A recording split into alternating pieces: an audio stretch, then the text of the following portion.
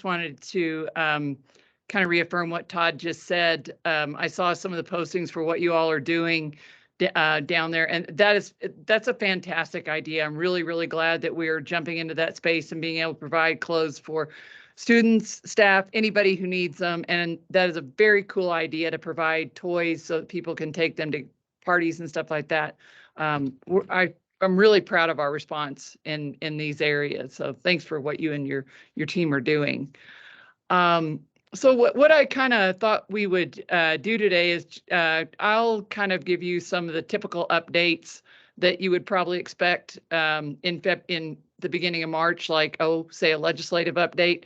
But then I'm also going to mention a few things about a couple of HR things, some personnel changes and new hires and things like that. And what I've done is I pulled these since the beginning of the year. So you may say, he's not new, he's been here for, it's all in your perspective. And then move on to a couple of other updates, and then leave time for you all to ask any questions that you might have. So we have a few new hires since January. And I'm going to start with Sarah Wernsing, who is a new academic advisor. Tracy Rayburn, who is assistant professor in criminal justice. John Blewett, who is the director of clinical education in the respiratory program. So if you haven't met these folks, then please welcome them. We also have a few people who have transitioned into new jobs. First of all, Aylin Villalobos, who has moved from receptionist to office coordinator. Jen Brenizer, who has moved from chair to the interim associate dean. And Gilbert Sanchez, who has moved from groundskeeper to maintenance manager. So congratulations to those folks. I hope those are, you're now in positions that you wanted to be in. So before we go any further, though, the next thing I'd like to do is an update. I see John Apodaca is here, and I know that everyone is anxiously awaiting a new food service on campus. I was thinking, Mary, when you said you had oranges down there, you might have a stampede down there or people trying to go down there and find something to eat. So John is the director of procurement, and so I'm going to let him update you on where we are with food services. So welcome, John. Thank you, Becky. And so I know this is a hot topic for everyone on campus, and it has been a long time coming, since our Bezod left us and the cafeteria has been closed down and the coffee shop has been closed down. I just want to give a shout out to East Wing Eatery. I mean, they've really kept the ball afloat for us and for the coffee on campus and just, some snacks and such. Where we're at is that we have chosen a vendor. We're in negotiations right now. I am not going to share the name of the vendor quite yet. What we've asked them to do is to prioritize the coffee shop so we can get something on campus as soon as possible. So they're aware of that and they're working a plan for that. Equally, we're working with them on menus and pricing and different things. So it's exciting, and they work with other institutions like ours, whether it be corporate or governmental. So in this space, they have lots of experience. But they are a smaller company, and so they, we're looking to support, small businesses as well. And they came in with just an excellent response, and we've done our due diligence. I know it took a while, and but we wanted to have something out there that fit our operation, and not everything does. So I just want to leave that there. And with that, I just want to thank the committee. We had representation from the student side, the staff side, the faculty side, just across the board. We had, high representatives from them and from all the different areas on campus. So we've tried to do our due diligence on that. But ultimately, we need a service and we need it quickly. And so timing wise, we're shooting for, soon after spring break, and kind of give them that week to have some setup time. We haven't had commitment from them because that is a tight squeeze for them, but that is kind of where we're at with timing. So that's kind of my update, Becky. And with that, I'll pass it back to you. Thank you, John. And thanks for all the work that you and your group have done on trying to select someone. This has been a really hard thing. And just to be, upfront, we did not have many submissions at all. And so, John and his group worked with the proposers, and then, selected somebody unanimously, and now they work on figuring out the details. So thank you. I'd like to give just a really brief update from Corey in IT. Corey could have done her own update, but she is actually not feeling well today, so I'm going to talk about a couple of things. She wanted me to let you all know that the Technology Advisory Committee is now reviewing the requests, the proposals that they've received, and so they'll be making some recommendations going forward on new IT projects. Either sometimes software requests, equipment purchases, and things like that. And this one is one that is very important to me. The cell tower is almost complete. So if you ever try to make a phone call on campus and you're not able to, hopefully this is going to make a huge difference. So this is something that the college is not having to pay for. So we've had a vendor approach us about putting this up. So and it should be done soon. So we'll see. The next thing I would like to give a little bit of an overview of the legislative session at this point, which is, I would characterize it as sit and wait, and then have your committee table your bill until the next day, and then do that days on end. So I have had a lot of experience at sitting in the last week. But there are a few things of interest that I wanted to update you on. One thing has to do with RPSPs. These, you might know, are these are the requests that we make generally for instructional projects. They can be to either expand or improve on an existing project, or we might do one if we're starting a new program or something like that. Santa Fe Community College has historically not had a lot of these. Most of them, I'll tell you, are, I just heard this afternoon that UNM has $7 million worth of them. So, obviously they fit with the school. But so for some reason, the Senate Finance Committee wants to take those RPSPs, which are, they're individual line items that we have designated to individual programs like teacher education, EMSI, nursing, groups like that, and roll them up into our base so that we would have discretion to use them as we want. My recommendation would be to keep budgeting them to the individual programs where they were appropriated. I'm not exactly sure what the thinking is behind all of this. I think there seems to be not a clear understanding from the legislature about why they're doing this or requesting that we do this, but it's been an incredibly time-consuming process they're still working on it right now. So if you're in a program where you have one of those and you're concerned about it, you might reach out to me and I'll let you know in more detail what I know, because I'm hoping to know something more this afternoon. There is a bill out there to study the higher education funding formula that I think is probably likely to get through, and also something that could probably be a benefit to all institutions, because the formula is old and out of date and needs to be revisited to see what we need to do in that regard. There's a bill this year. There was a bill last year that actually made it to the governor's desk and she vetoed it. But I've heard that if it gets there this year, she's not going to veto it. And that would be to require the higher education sector to report to, in a lot of ways, the Legislative Education Study Committee, which is, by all accounts, a public ed group. I don't really know what that would mean for us. It could be okay. It could be a lot of work. And not maybe, I don't know. I'll let you know how that goes. We're just kind of, swimming along on that one right now to see what's going to happen. But what I have heard is that if it gets through, it'll make it through all the way this time. Still in the budget, the House Bill 2 moving on to the Senate, 5% compensation for everybody. that has not changed. That has been the number that I have heard on day one and gone through. We started out requesting a much higher amount. They pretty much told us that that wasn't going to happen, and so we've been sitting on 5%. There will be an increase to the ERB funding that the college will have to pick up, so there won't be any kind of change that any employees have to pick up. But one of the things that we're really working on the most is that the 5% compensation increase is partially funded, not fully funded. The ERB increase is not funded. So, and the proposal to give more funding to higher ed overall is at 1%.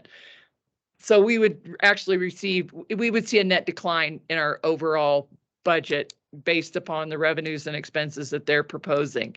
There's a lot of attempt at education in this area so that we can talk to our legislators and get them to understand that and to support increasing our funding so that we are at least able to cover all of the, you hear the term unfunded mandate all the time, and that's essentially, what these things are. There are several bills out there, you may hear this, or if you follow legislation at all, that have to do with insurance for higher ed as well as public ed. Anyone who is using NMCA insurance, which Santa Fe Community College does. I'm not really sure what's going to happen here. I think likely it's going to be one of those things where public ed is covered and we're not. There are 6 colleges that are part of NMCA, including a couple of 4-year schools. So again, we're trying to get the word out that, you're going to include higher ed in something and either not fund it or not pass the benefit along to our employees. And so that, again, I've talked to the faculty a little bit about how important it is for the college presidents and anyone working with the legislature to really help them kind of understand the inequities that are created when all of the focus goes to public ed and not to higher ed. It's hard to bring that message forward and not sound like a whiner. So that's really the trick to all of this, is to educate and not whine at the same time, because I think, a deaf ear is turned as soon as they perceive us to be whining. One thing that is also making pretty good traction is a bill that would create a fund for paid family medical leave. And that is actually, I think, going to the Senate floor. So that I'd say there's a pretty good chance that that could get through. It may not look exactly like it looks now, but that could be a benefit to a lot of people. And it would be something that the college would have to pay a portion of, and then also employees would have to pay a very small portion of that too. There is a very strange bill that is important to the Senate Finance Chair, will probably make it through. I've been told that it's what's called a message bill. And this would basically penalize any college that raised tuition after the legislative session ends and we find out what our appropriation looks like. So, this year, the session will be over mid-March. The governor will have until April 10th, I think, to sign or veto legislation. So nothing is really totally final until that point. And at that point, we know what our appropriation is. We will go to the board with our budget in late April. It has to be in by the beginning of May. So if we were going to raise tuition or propose to raise tuition, you want to know what that final figure is from the legislature before you request that from your board. So what this bill would propose is that if we raise tuition after that time, they would take that money back as a credit in our next upcoming appropriation. So you'd have to propose to raise tuition before the legislative session, and then they'd probably reduce it out of your appropriation. It's very strange, and again, something that's going to require a lot more education about how colleges rely on tuition, which colleges rely the most on tuition, and that sort of thing. But it could have a lot of impact on us. So I'm spending quite a bit of time trying to work on that. There are a lot of bills out there. These are the ones that I think I'm focusing on the most right now, and I'd be happy to answer questions if you have those in a second. The last thing I just want to give is a very brief CHESS update. The SIS work stream is kicking off now. I think you all probably know that Tomasino Ortiz Gallegos is the staffing chair for the whole workstream project, which is the SIS workstreams, which is a big deal. So there are 6 work streams. There are 2 people from Santa Fe Community College that are leading a work stream, 2 people from Clovis Community College, and 2 people from CNM. So I don't know if that was an intentional balancing out of the work, but it's a really good strategy, because we might not have been quite that balanced before. So I really appreciate Tomasina and her group and what they're doing, and they are just getting started, which they know. The stage 1 of the ERP in the HR and payroll, we are in what we call a stabilization period, which will last for the next 6 to 9 months or so, where, as you all have probably noticed, there may be little glitches that have to be fixed, unintended things that Amy Pell and her team are working on furiously. I can't say enough about the work that the finance folks have done to fix issues that have occurred, and to remind you all that they're not just fixing issues at Santa Fe Community College, they're having to fix the issues for all 4 of the colleges, because Amy is in charge of the finance work stream. So that means now that's finance for all of the colleges. So it's a huge thing. So please be patient. Things have gotten a lot better. There have been a lot of things fixed in the last month. I think things are in a way better, more stable situation than we were in a few weeks ago, and it will continue to just get better and better. I told Amy I feel somewhat guilty, because on the user end, it all seems so wonderful and so simple. But on, some other ends, when you're somebody doing projects on the other end, there have been some things that we've worked through. I think I'm going to stop right now and see if anybody has any questions. I don't want to keep you all over. I know everybody is really busy. I want to thank all of you, though, for everything that you're doing. I am so impressed with everything that we're doing for our students. All of the projects that we've been able to complete over the past, really even 6 months, there has been an incredible amount of work done. I would say improvement in a lot of areas where we're just kind of continuing to do new things, try new things, and provide the best experience that we can for our students. So thank you all for what you do. I really appreciate your help. And again, if there are things that you think I need to know, reach out to me anytime. So Todd, I guess I will turn it back over to you and see if you have anything you need to ask me. Sure. Thanks for that. That it sounds like there is a lot going on there right now. When does the session kind of wrap or conclude? This is a long session, no? This is a long session. It's March 17th, or it might be noon. I think it's noon on March 18th. I think it ends at noon on that Saturday. It seems like it's been 6 months long. There's time moves slowly when you sit around and wait a lot. Yeah, and so I noticed from the news, like right now is where you start to see things kind of either fizzle out or move ahead, right? This is kind of an important time in that process. Yes. Yeah, it is. And so there have been, you can, if you're interested in this and you look at, a particular bill, and you can look at where it's assigned to go. And if it has a whole bunch of committee assignments, I can almost guarantee you it's not going anywhere, or it might go one place, but there's not enough time now for anything that's got that many assignments to make it through. It's interesting. Last night, I inadvertently got stuck in Senate Finance, and listen. I will just say I had to listen to debate on a gun control measure, and boy, those are some. The stuff that I listen to normally is not very heated. I mean, 90% of people don't really care that much about it, but man, that was a packed room, and tempers were flying high, and I was ready to.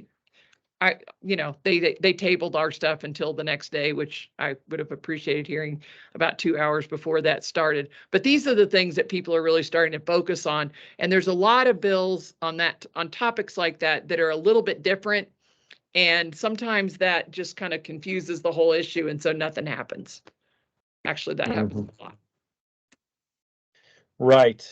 Okay, well, yeah, because you shared quite a number of topics that would impact our institution, and so now this is really crucial, it sounds like, to see there's only so much bandwidth, I guess, to kind of deliberate these bills. So yeah, that's very interesting. We'll keep an eye on things.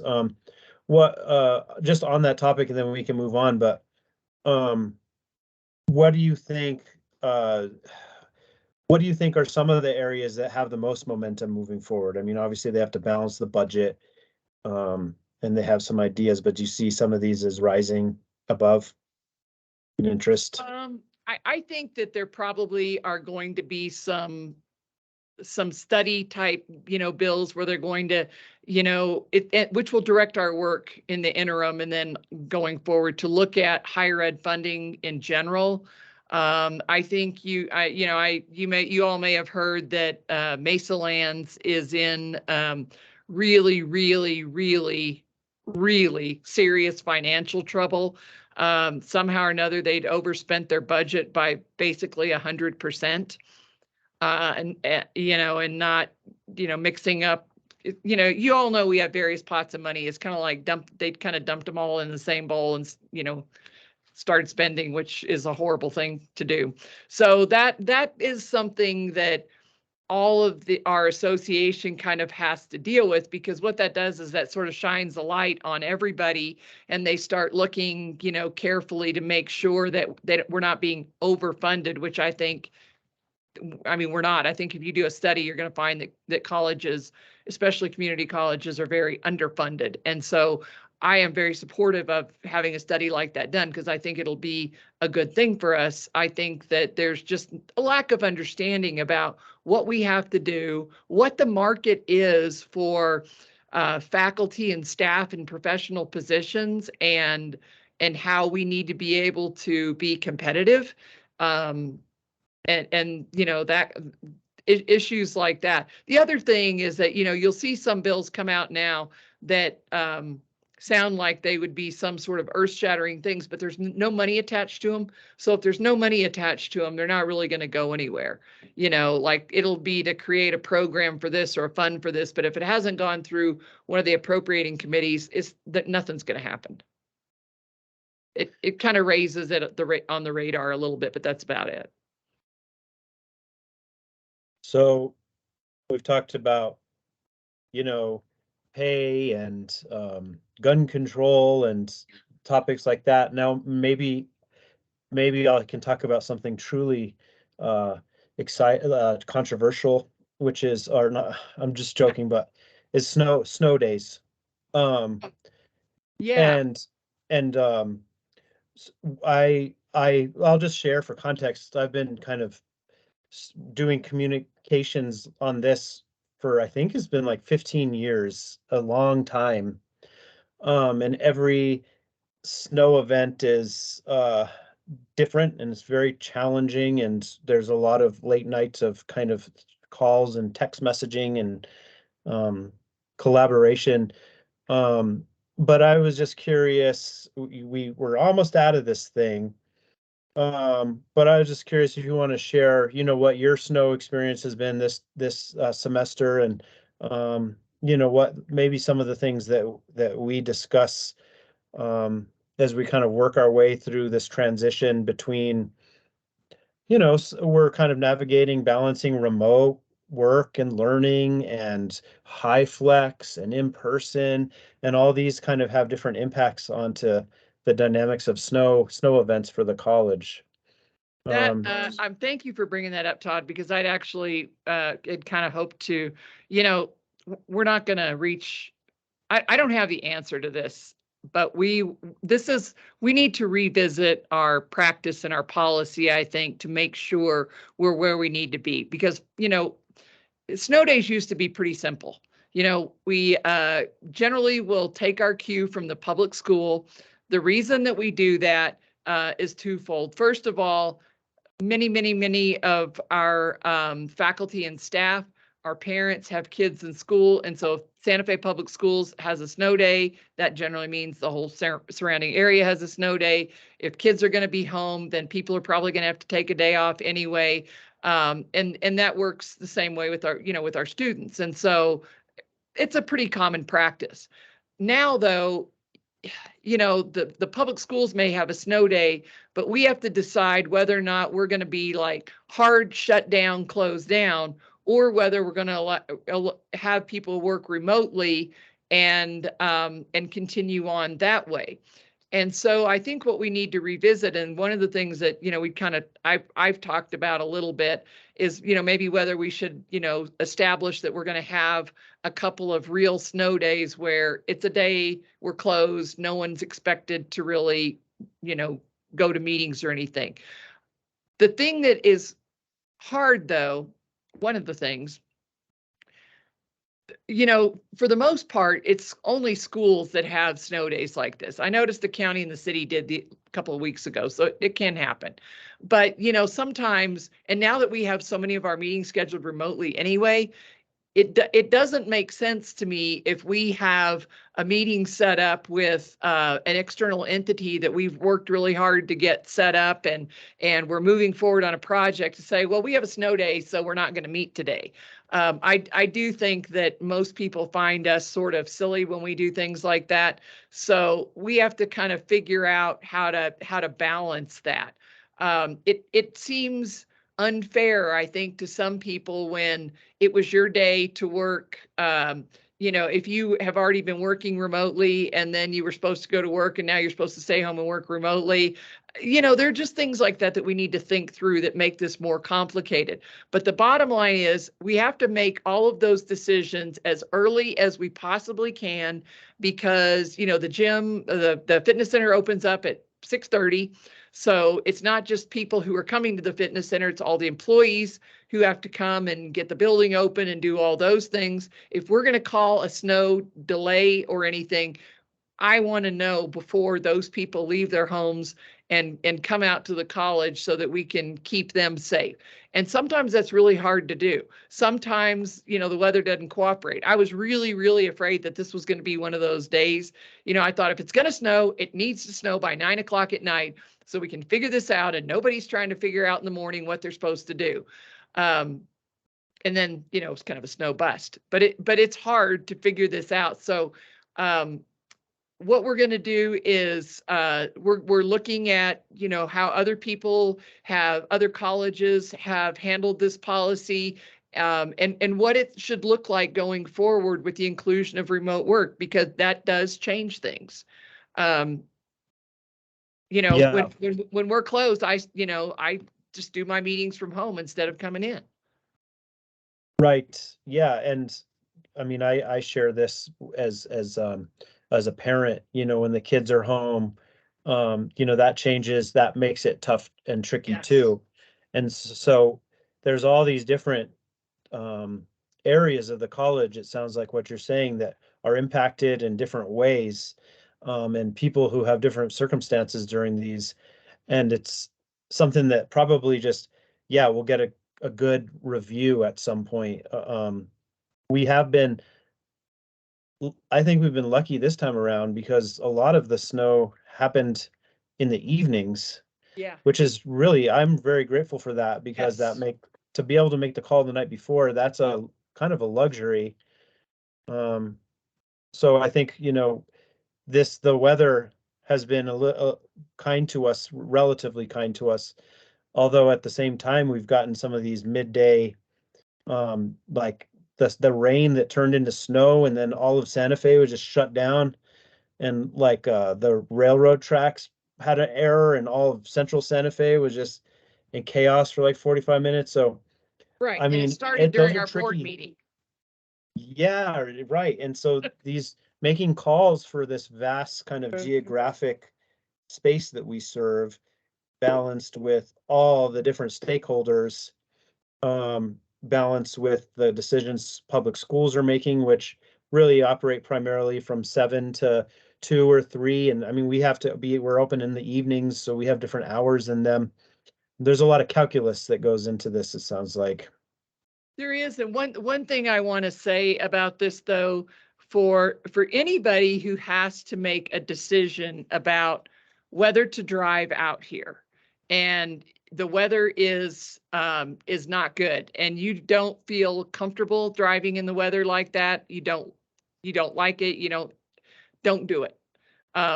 So, I think that anybody should feel safe, feel free to make that decision for yourself that the road is too bad. And, the other thing is people drive in from all sorts of locations. And so I think there are going to be a lot of times where we might, be open or whatever, but if you live a certain place, you may decide I'm not coming in. And that's good. I mean, you should make that decision and then, you can generally work from home or we'll work it out. But I don't ever want anybody to feel pressured like, okay, the road's icy and I feel like I've got to come in, because you shouldn't.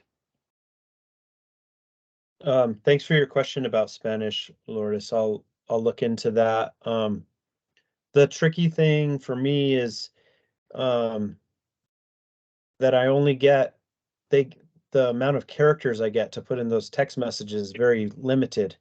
So I'm always fighting with just even the English. If you notice, there's some I hate acronyms and I have to fill those messages with them. And so what I think the solution to that would be that as we're collecting employee and student information, if we could somehow get it that they could mark if there was a Spanish preference, then there could be that would make it easier for two messages. Also, but I'll look into that. That's a fair question, and I'll explore those options certainly. Okay, well, I think that was a good. I mean, we covered that. I hope. And I didn't come prepared with a bunch of questions today. And so that was kind of the topic that I wanted to bring up, and we can maybe give it a second to see if anyone has any announcements or questions. There's a few chats that. Okay, let me switch over to that. Yeah, I'm pretty bad at getting the order of them, so I might, answer in the middle of a stream or something. Okay, so. Okay, I'm just reading. So the college has an opt-out text message alert system. If you're not getting messages, just call the OIT help desk and they will check to make sure that you've got the correct information over there. That's where you need to go to make sure that's happening. And that refreshes every semester. And so you don't have to sign up for alert, but if you're not getting them, definitely touch base, because sometimes if you're not getting texts, there's different reasons why that you may be in there just fine, but your service provider might be having a snag with the rave system, all types of things, but they will help you. They'll take care of you. So, all right. So why do we cancel online classes during snow? That's a question in the I chat. don't think we do cancel online classes during snow. I mean, online classes generally don't have if we're talking about like asynchronous classes, they don't have a meeting time on them or anything anyway.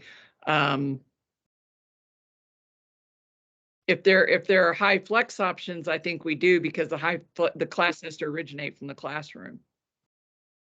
Yeah, I don't That's recall my in our recent messaging. Yeah, but online, communicating that online classes were closed. Yeah. Margaret, hi. Let's let her save us. We did announce that online classes were canceled this last round. So as the president mentioned, we've talked about choosing a day or 2 days during winter to really have a true closure, and shut things down. And so that is what we did, whatever that was, 2 weeks ago, 3 weeks ago, when we had those days. You'll notice that at other times we have not done that. We've run our online classes and our synchronous online classes, but we did not do that whatever that was, 3 weeks ago. Okay. Yeah, Thank I you. So mean, it's I think correct. really- We did cancel. That's right, Sudeshna, we did cancel that last time, but we do not always do that. So we did that partly, I think, in the spirit of giving folks a good old fashioned snow day, if you will.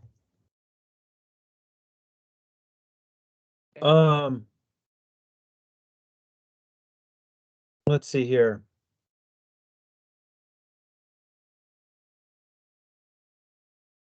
I got kind of buried in the chats. All right, well, let me see here. Let me switch to Margaret. You still got a hand up. Would anyone else like to chime in?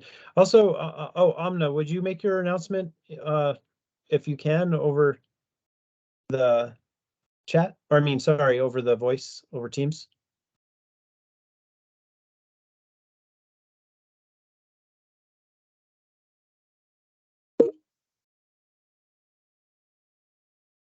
No problem. I'll read it. Announcement. Everyone is invited to the dental table clinic to learn about student learning about oral health issues, free food, smiley face, open to the public. It will be on March 9th, Thursday at 11 to 12:30 p.m. in the Health and Sciences Atrium. Thank you. Great.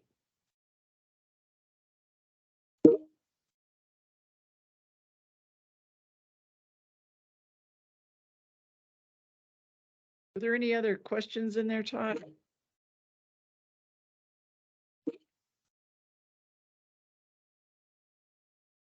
No, I don't see any. And so let's give it a second here. And if we don't get any more questions, then I'll invite us to conclude our gathering.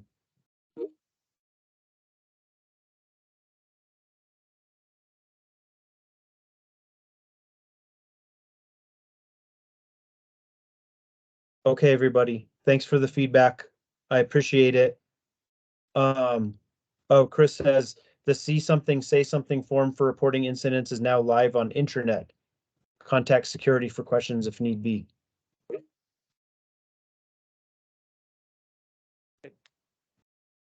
Okay, here's let's Cheryl posted one here. Looks like that got buried. Cheryl says, do legislators realize that a proposed raise under the inflation rate is a slap in the face to our value as educators? Speaking for myself as a citizen of New Mexico, I am losing income working here. Becky, do you want to tackle that? It's a good question, Cheryl. And I sometimes it would appear to me, no. I think what they would probably say is that, you know, they have to balance complex and, you know, competing interests and everything. But I don't feel like overall that there's very clear understanding about what I don't think first of all that there's clear understanding about what, you know, the market rate is regionally, let's just say, for faculty and staff in professional type positions.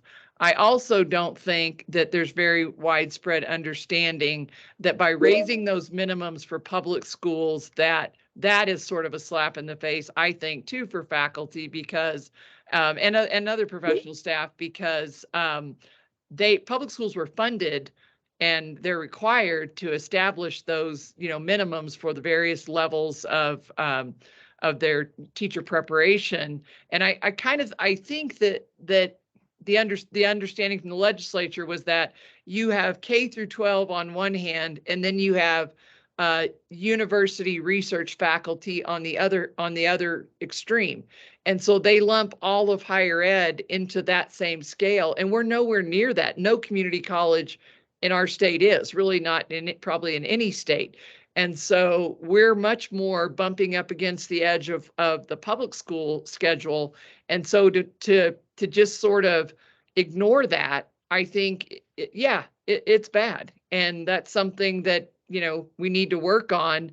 I'll tell you though, every single employee group is saying the same thing about compensation, because the 5% is basically across the board for state employees and all sorts of, jobs and everything.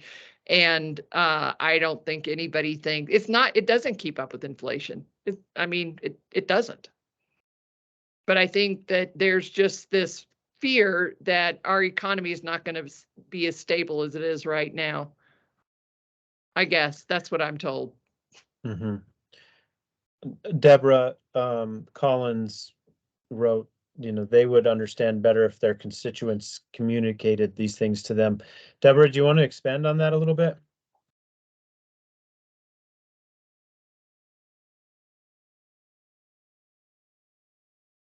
Can I unmute? Yep. Please. So I'm just saying the legislators work for us. You. And the squeaky wheel gets the grease. Tell your legislator what you think. It's really important for them to hear from you. Well, you can't go wrong by doing that. I don't think. I think that, I hear pushback in a lot of different areas that I don't really buy, honestly. I agree. I've never had to work on a budget as complex as the state of New Mexico's, but when you look at higher ed salaries in our state relative to states around us, I would say we're low. And so we should work on that. They talk about, this is the thing too that's frustrating to me. Everybody says it's a priority. Everybody recognizes that, or they say they recognize that this is the key to economic development, social mobility, even decreases in crime and things like that. If people come have the opportunity for higher education, but yet it's not funded even nearly adequately. So we have to stay on that. And I think that other people saying that can only help. Thank you. Okay, everyone. I'm gonna thank John Apodaca for the update. Thank you. And also thank East Wing Eatery for holding it down. The creations from that corner of the college have been amazing. And Becky, I want to thank you for being here and having this conversation with us. Do you have any parting words? This was a lot more fun than sitting in a chair and waiting all afternoon. And it was great to see many of you. And I really appreciate the feedback and the input. Thank you all for being here. And thanks, Todd. Take care, everyone. See ya.